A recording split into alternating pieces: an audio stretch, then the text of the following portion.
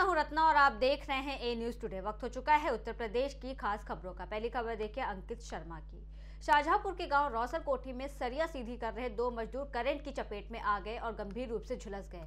Police ने झुलसे मजदूरों को राजकीय मेडिकल में भर्ती कराया, जहां उनका उपचार चल रहा है। जानकारी के मुताबिक एक मकान में निर्माण कार्य के दौरान लिंटर डालने की तैयारी चल रही थी। इस दौरान लोहे की सरिया मकान के पास से गुजरी और हाई टेंशन लाइन से टच हो गई। सरिये में उतरे करंट की चपेट में आने से मजदूर गंभीर रूप से झुलस गए। घटना में एक मजदूर का पैर कटकर अलग हो गया है। थाना रामचंद्र मिशन को ये सूचना मिली कि रौसर कोठी में एक विजय सनो विश्वनाथ का मकान बन रहा है, उसमें लेंटर पड़ रहा था, तो वहाँ दो मजदूर बिजली से घायल हो गए हैं। इस सूचना पर तत्काल पुलिस मौके पहुंची। घायलों को जिला अस्पताल में भर्ती कराया गया है। जानकारी करने पर यह पाया गया कि जो विजय उनका मकान 3rd फ्लोर पे एक कमरा पड़ रहा था, उसमें सरिया लाद रहे थे लोग, तो उसमें वहीं सामने से बिजली के तार गए हुए हैं, तो सरिया उसमें छू गया और ये लोग घायल हो गए हैं। और अभी मौके पे आके देखा गया तो काफ़ी घायल हैं। डॉक्टर से बात की गई, डॉक्टर इनको रेफ़र कर रहे हैं। परिजन भी आ गए हैं उनके मौके पे। जो घायल हैं, एक का नाम इसरार है, एक का नाम गंगाधर है। परिजन मौके पे आ गए हैं, उनसे बात की जा रही है, प्रकरण की पूरी जांच की जा रही है और कोशिश की जा रही है इनका बेहतर इलाज हो जाए, जिससे कि इनकी जान बच सके। और एसडीएम महोदय को भी सूचना दे दी गई है, जिससे इनका डीडी कराया जा सके। और बढ़ते अगली खबर की ओर देखिए अमित शर्मा की। पुलिस ने प्रेमिका का गला दबाकर हत्या करने वाले शम्मी कुमार को गिरफ्तार किया। गिरफ्तार अभियुक्त के विरुद्ध विधिक कार्रवाई करते हुए न्यायालय रवाना किया गया है। जानकारी के मुताबिक आरोपी शम्मी और मृतिका दोनों जन्मदिन की खुशी में खाने पीने के साथ ही आपसी रिश्तों को लेकर एक दूसरे को टॉन्ट मारते हुए बात कर रहे थे। इस दौरान दोनों में कहासुनी हो गई और गुस्से में आकर शमी ने अपनी प्रेमिका की गला दबाकर हत्या कर दी, जिसके बाद आरोपी ने मृतिका के शव को लेकर सीएचसी ले गया, जहां डॉक्टरों ने उसे मृत घोषित कर दिया, जिसकी सूचना मृतिका के भाई और पति को दी गई। पोस्टमार्टम रिपोर्ट के आधार पर कार्रवाई की जाएगी। देखिए 10 दिसंबर को थाना गोवर्धन सीएचसी से एक मेमो प्राप्त हुआ था थाना गोवर्धन पर एक महिला की मृत्यु के बारे में, जो कि जिसका मूल पता कुरुक्षेत्र का था और वर्तमान में थाना गोवर्धन क्षेत्र में अपने लिविंग रिलेशनशिप के पार्टनर शम्मी नाम के व्यक्ति, जो कि कुरुक्षेत्र का रहने वाला था, उसके साथ रह रही थी। प्राप्त जानकारी पे तत्काल पुलिस टीम वहाँ पे मौके पे पहुंची और पता किया तो ये पता चला कि जो लिव इन पार्टनर शम्मी था, उसने ई रिक्शा में महिला का शव लेकर सीएचसी ले आया था, जहाँ पे डॉक्टरों ने उसे मृत घोषित किया गया था। शव का नियमानुसार पंचायतनामा और पोस्टमार्टम की कार्रवाई की गई। पोस्टमार्टम के उपरांत जो कॉज ऑफ डेथ आई वो गला घोंट के की जाने वाली हत्या आई। जैसे ही पोस्टमार्टम रिपोर्ट में ये चीज़ें स्पष्ट हुई, पहला शक जो है वो जिनके साथ वो रह रही थी उन पे गया, उनको पकड़ा गया। उनसे जब पूछताछ की गई तो घटना का खुलासा हुआ। उसने इस घटना को कारित किया जाना स्वीकारा। बढ़ते अगली खबर की ओर देखिए अमित शर्मा की।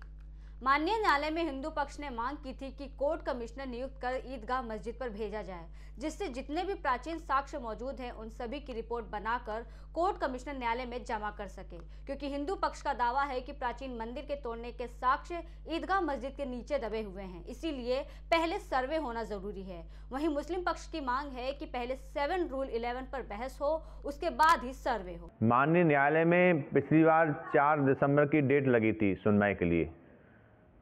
हिंदू पक्ष ने मांग की थी कि पहले ईदगाह मस्जिद की एएसआई सर्वे कराई जाए, वहाँ पर कोर्ट कमिश्नर नियुक्त करके भेजा जाए, क्योंकि हिंदू मंदिर के जो प्राचीन साक्ष्य थे, जैसे प्राचीन शिलालेख थे, प्राचीन कलाकृतियाँ थीं, स्वास्तिक का निशान था, संघ का निशान था, पुष्प का निशान था, जितने भी हिंदू मंदिर के जो प्राचीन साक्ष्य मौजूद हैं ईदगाह मस्जिद के अंदर, उन सब की जाँच कराई जाए।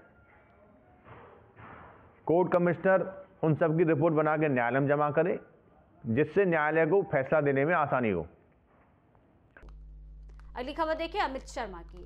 स्वास्थ्य विभाग की टीम ने मथुरा के पोस्टमार्टम हाउस का औचक निरीक्षण किया। शवों को सुरक्षित रखने के लिए पोस्टमार्टम हाउस पर फ्रीजर की व्यवस्था की गई है। इनमें कितने फ्रीजर सही काम कर रहे हैं और कितने नहीं, जिससे यहां आने वाले शवों को सुरक्षित रखा जा सके, इन सब की जांच की गई।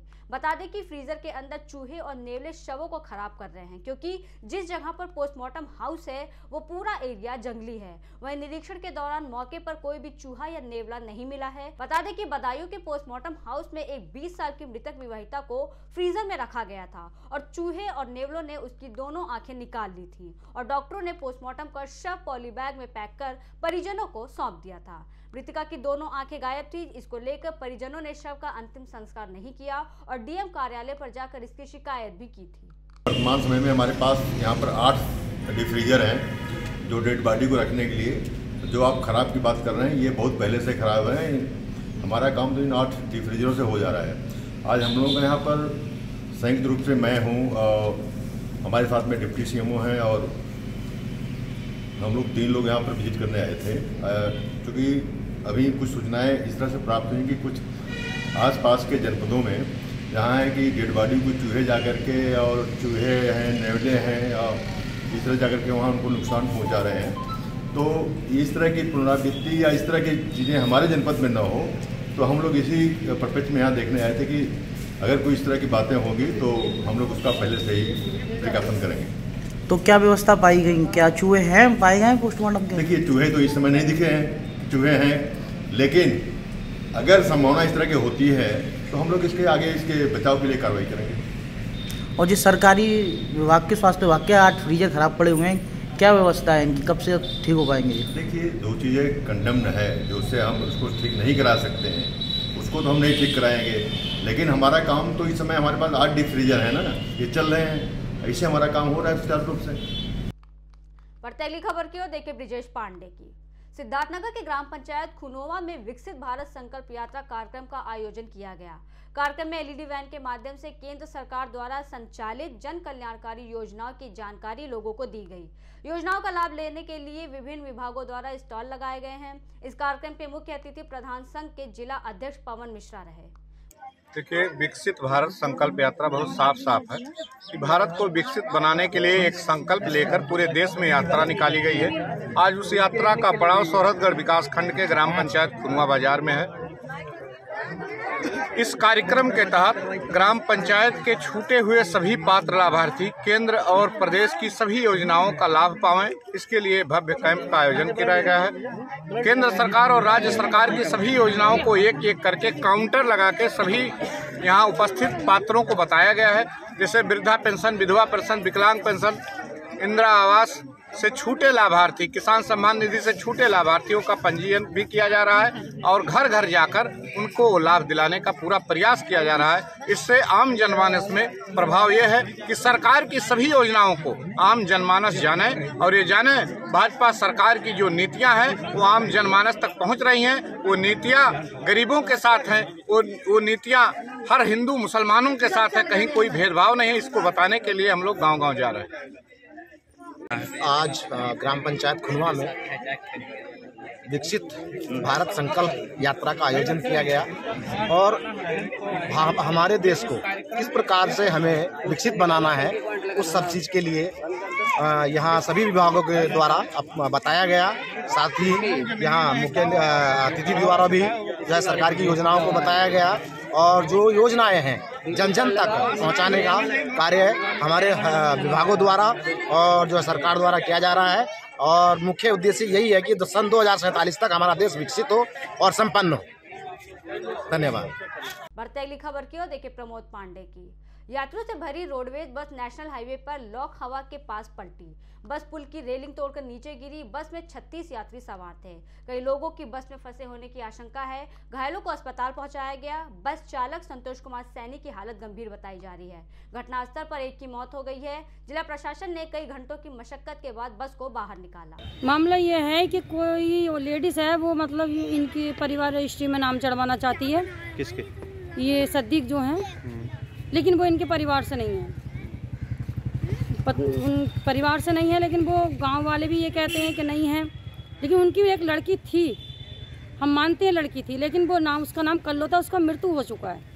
कितना समय हो गया करीब? लगभग 21-22 साल हो गए। अच्छा, ये जो है दूसरी जो अख्तरी नाम की है ये लड़की है, ये कौन है? ये अख्तरी नाम की लड़की भैया हमें नहीं पता ये कहाँ से आई, कौन है, इसके बारे में हमें कोई मालूम नहीं। अच्छा। इसे तो हमने अभी आमने सामने देखा भी नहीं है। अच्छा, आपको?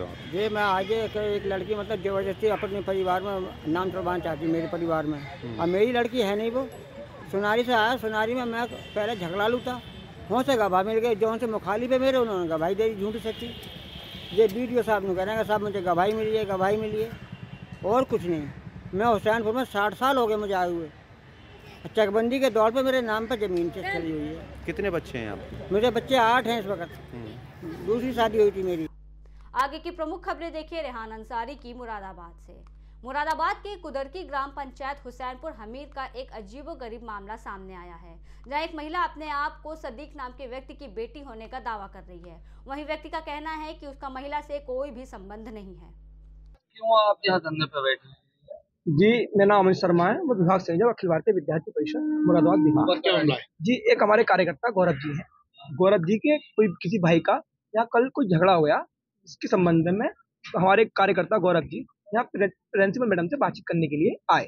बातचीत के दौरान उन्होंने जब बातचीत करने का प्रयास किया तो मैडम ने उनसे गलत प्रकार शब्द बोली। उन्होंने अपना परिचय दिया, तो परिचय के बाद उन्होंने संगठन को जो गुंडा है उस प्रकार शब्द बोले, जो कि ठीक नहीं है। इसी को लेकर आज यहाँ की प्रिंसिपल मैडम है, जिन्होंने संगठन के लिए उल्टा सीधा बोला। नाम उन्होंने राजा तत्व बताया है, नाम को मेरी कोई जानकारी, मैं केवल मैडम से प्रिंसिपल मैडम है जानता हूँ। झगड़ा उनके भाई का कोई मामला था, उसी को संबंध शिकायत को लेकर वो मैडम के पास आए थे। अब मैं देखना चाहता हूँ शिकायत क्या थी?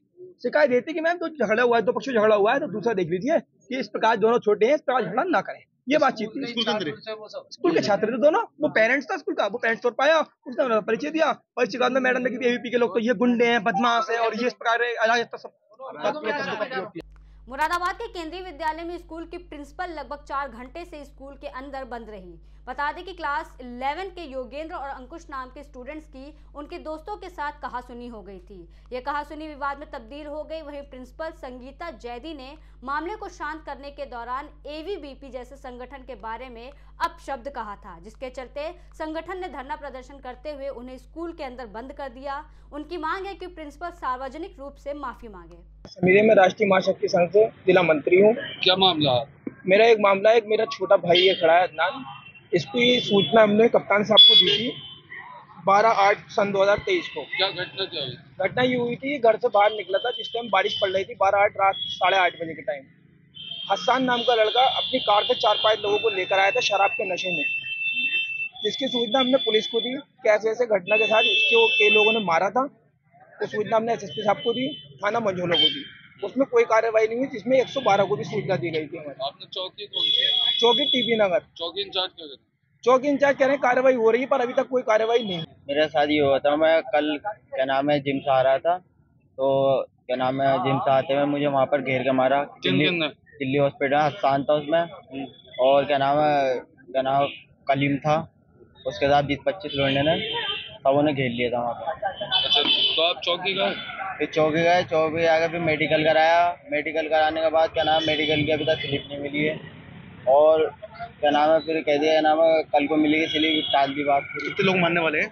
ऐसे जो पहले भी बात कितनी बार मार चुके हैं? 3 बार मार चुके हैं। 3 बार। 3 बार? तीनों बार पुलिस ने कार्रवाई की? नहीं करी। तीनों बार। थाने पे जाते हैं, क्या कहते हैं? थाने पे जाने के बाद ये कहते हैं कार्रवाई करेंगे, फिर 1-2 दिन 1 महीना बीतता, खत्म हो जाता है। मतलब खुद ही मतलब खत्म कर देते हैं। ठीक है, पैसे वैसे लेकर वो भी होता हो।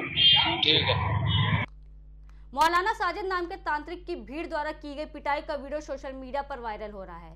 जानकारी के मुताबिक तांत्रिक को महिलाओं को बहलाने फुसलाने के आरोप में पीटा गया है। बता दें कि कुछ दिन पहले एसएसपी से एक मौलवी पर लोगों ने तंत्र मंत्र कर महिला और बच्चों के साथ दुष्कर्म करने के संगीन आरोप लगाए थे।